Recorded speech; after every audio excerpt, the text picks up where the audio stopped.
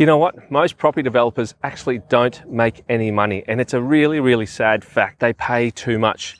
They pay too much. Oftentimes when people want to do development, when do they want to do it? Is when the market's hot. When the market's hot and the market's pumping, properties are going through the roof. There's heaps of people at auctions there. They're paying top dollar and they're putting their hand up to bid at these auctions and buying property without any approvals, without any experience. And then they've seen the TV shows, they've been to a few seminars, and they buy a site that looks, potentially a good subdivision site, and they pay too much. I think that's the biggest mistake that most developers make, is they pay too much and they don't have enough margin in there. They're going for, anywhere between 8 and 10% margin. They're happy to do that, right? And, even behind me here, I'm standing behind a block of apartments here, right?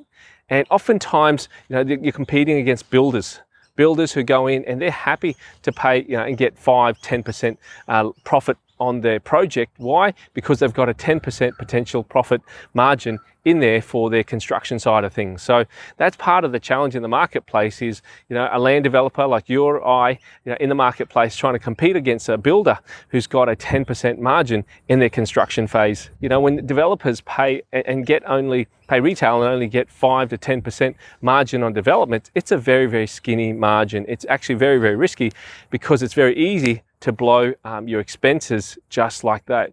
I recently did a project where the costs of the civil construction was approximately $850,000, and within the time of the project, there was a variation of $100,000. And lucky, I've got a big fat margin there, roughly 20 to 25%, right? But with $100,000 variation there, if your project's only due to make, $150,000 and you lose $100,000 just like that, essentially you're working for a wage for $50,000 and leveraging yourself up. You could be going out there and borrowing $500,000, $1 million for the sake of making $50,000. You're better off just leaving it at the bank.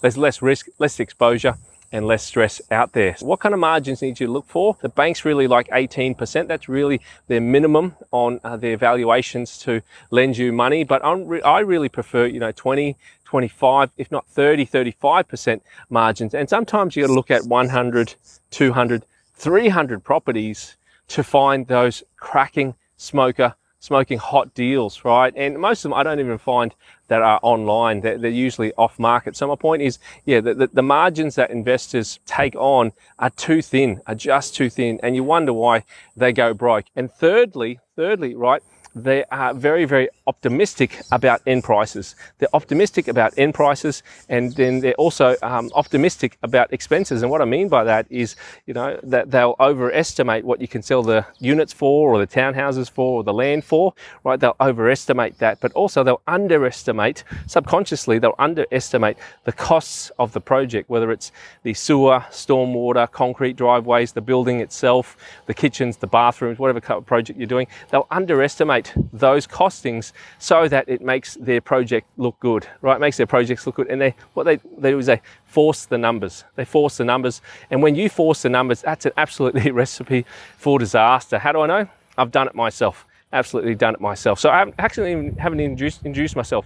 My name is Nyang Nguyen. I'm from Advanced Property Strategies. I've been in the property game for 20 years now, and I've done approximately 100 transactions, buying, selling projects, renovating houses, doing land subdivisions, building townhouses. Currently, I'm finishing off a 30-lot subdivision valued at $8 million there. We'll make a very good margin on that in a period of 3 years. So what I'm laughing about that is that project, I estimated it to take 18 to 24 months, yet it's taken a full 3 years, if not a little bit more, to finish the project. So what I'm sharing with you is that, you need those fat margins in there. You need the 25 to 30% margins there, because projects always take longer. They always cost more. It's just the way it goes, It's the nature of the beast. And if you're not able to understand that or grasp that, you'll be one of those other statistics where people jump into property development, buy a site, and it might have grown in value, maybe 200, 500 grand. But in that meantime, your holding costs, your land tax, right, the other expenses you've got will chew up majority of your profit. Then you've got to pay GST at the end when you do your project there, as well as agent's commission and tax and all that stuff. So really, property development is not for the light-hearted. and you need education. You need education. So, if you want more education, I've got a seminar where you can click on below. It's a free 90-minute webinar called the Subdivision Secrets webinar. Click on it below and listen to and get educated on the secrets that I have and that I amassed over the last 20 years of making money, also making a lot of mistakes that you can benefit from and save yourself a whole lot of headache as well as a whole lot of expense. So click on the link below. Enjoy the webinar, Subdivision Secrets. We'll catch you on the other side. Catch you later. This is Young Ewan signing off from Advanced Property Strategies.